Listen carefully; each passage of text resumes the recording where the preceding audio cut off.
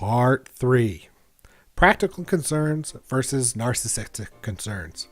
Or, look at me, God damn it! Personally, I like the university. They gave us money and facilities. We didn't have to produce anything. You've never been out of college. You don't know what it's like out there. I've worked in the private sector. They expect results. At the very beginning of 84, we're introduced to our three protagonists. They've never been out of college, or they went back because it was easier. In essence, they're living off the taxpayers. Now, I infer this is the public university by Ray's quote about the private sector. This would assume that they are in the public sector. Now, it could be a private university, and the fact that they get kicked out for being so useless would support that fact, but it was a necessary plot point to get our heroes to start their journey, so it could go either way. I assume state university, as I doubt private universities would allow their research money to go to something so foolish anyway. Well, at least Egon and Ray seem to be genuine in their research. Venkman is clearly just using the university as a scam. A free-floating, full-torso vaporous apparition. It blew books off shelves from 20 feet away and scared the socks off some poor librarian. I'm very excited. I'm very pleased. I want you to get right down there. Check it out. So our heroes have to go into business for themselves. This is the first time we see a bit of passion in Venkman, some excitement. I wouldn't say the experience was completely wasted. According to these new readings, I think we have an excellent chance of actually catching a ghost and holding it indefinitely. You serious about this catching a ghost? I'm always serious. Some might say he was just in it for another scam. Professional paranormal investigations and eliminations. The franchise rights alone will make us rich beyond our wildest dreams. But I do think he believes in his friends. He gives Egon the candy bar, for instance. Yes, this new venture will make him money, but he also believes that this is real. He is not trying to bilk people, and the movie bears that out. They do catch actual ghosts. There's problems, though. You can't just start a business on wishes and dreams. You need beer. Oh yeah, and fucking money. They have to take out a loan on Ray's house and squeeze every dime. Nothing is easy to get their business off the ground. Ray, for your information, the interest rate alone for the first 5 years comes to $95,000. Now, let's talk seriously. It just seems a little pricey for a unique fixer-upper opportunity, that's all. What do you think, Egon?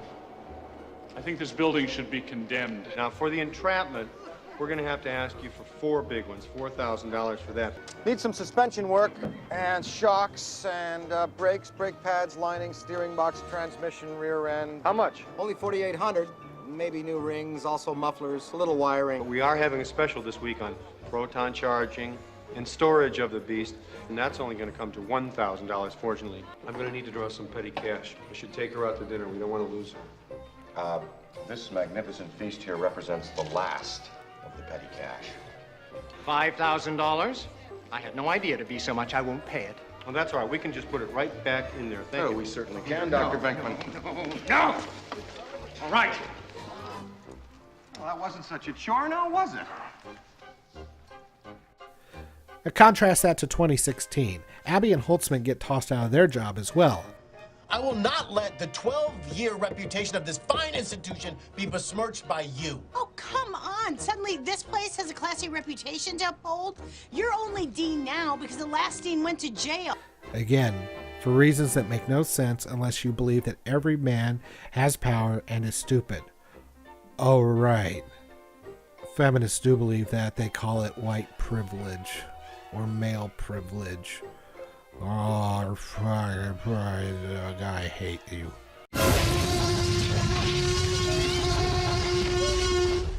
They have no issues with starting their business.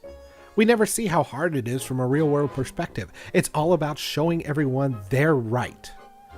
For God's sakes, they steal all the equipment on the way out with no consequences, but it's okay because the dean was mean and stupid. Okay, we should probably get this equipment out of here. They're going to want it back. I thought this stuff was yours. All stolen. Hey! That worthless garbage belongs to this school! Scatter, scatter, scatter! Go, go, go, scatter! The girls can't afford the ridiculous rent on the fire station. That appears to be the only obstacle I've seen in their path, and I'm really not sure why it is an obstacle. They get loads more equipment. They hire a receptionist who seems to have a damp sponge for a brain. Can I ask why no glass? Oh, yeah. They just kept getting dirty, so I took them out. They set up phone lines, they pay utilities. Where's all the money come from? They haven't actually caught a ghost yet, and they have all this crap. As usual, social justice could give a shit about reality when we have a victim narrative to pour down your throat. Boy, do they. In '84, the guys were concerned with the practical, making money to keep the business going and doing the business of catching ghosts. The fame was incidental to them. Indeed, Pete seemed to call it abuse.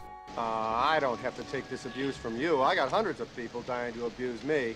I know, you're a big celebrity now. I know he was joking a bit, but the point was it wasn't interesting to him. Erin is entirely consumed by perception. What do other people think of her? It's pathetic. To us, we have over 100 comments already, and they're not all crazies. Come here, I want to show you this. Read that. Ain't no bitches gonna hunt no ghosts. Oh.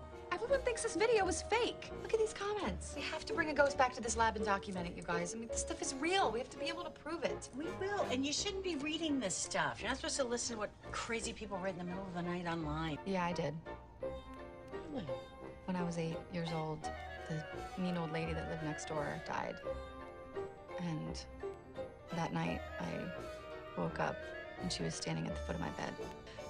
The kids at school found out and they would laugh at me and make fun of me, call me ghost girl. Oh, you got picked on at school? That's never happened to anybody ever. Guys, we're on TV. What?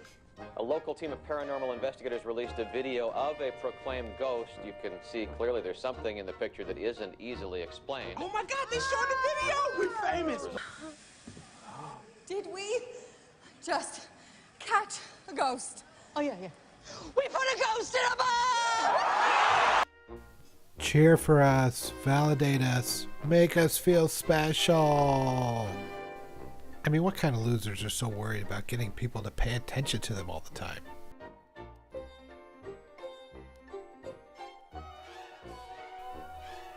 In '84, when the government wants to see what they do, they resist because they know it's dangerous.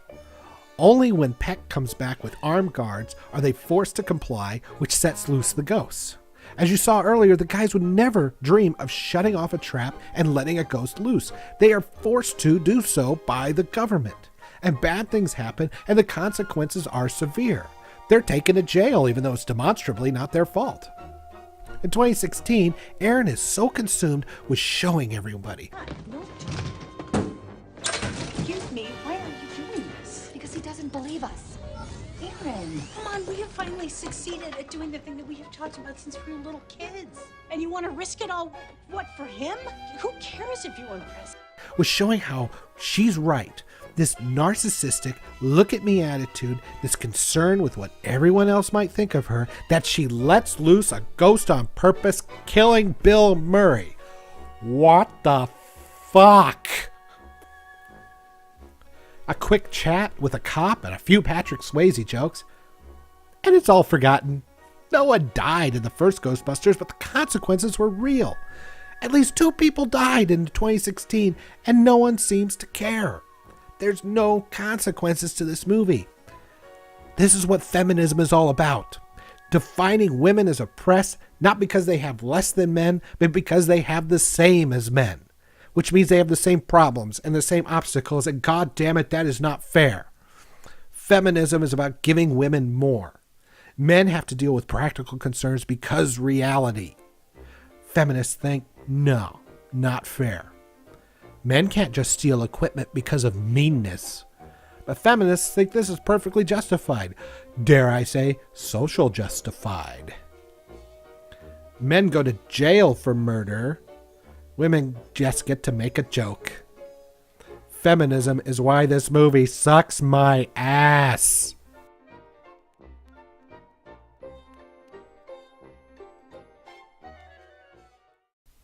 Well, this YouTube site has been fun to create. So, there's a Twitter for you there. Why don't you reach me at YodaCon? There's my email. You can reach me at rationalistyoda@gmail.com. If you find a video out there you'd like me to respond to or to take apart, be more than happy to take a look. And know that I'm equal opportunity. And if you like this video, please share it. And for God's sakes, there's a subscribe button. Subscribe to my channel. And if you could tell your friends, look, I'm begging, all right? Just deal with it. I'm just begging you. Just come on, grow the channel. I'd really appreciate it. Thank you.